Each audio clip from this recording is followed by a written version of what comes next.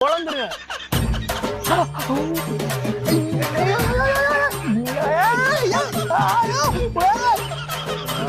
வேலையை வேணாடா. எங்கப்பா போற?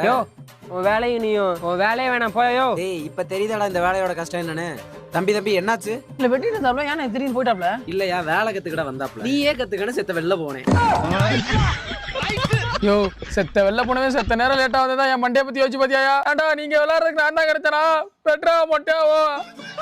தம்பி வேலை முடிஞ்சு.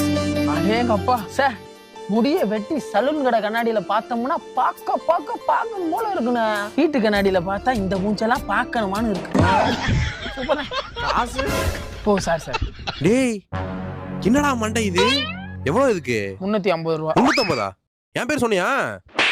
உன் பேரை சொன்னதுக்கு அப்புறம் தானே அந்த காசே வாங்கினா.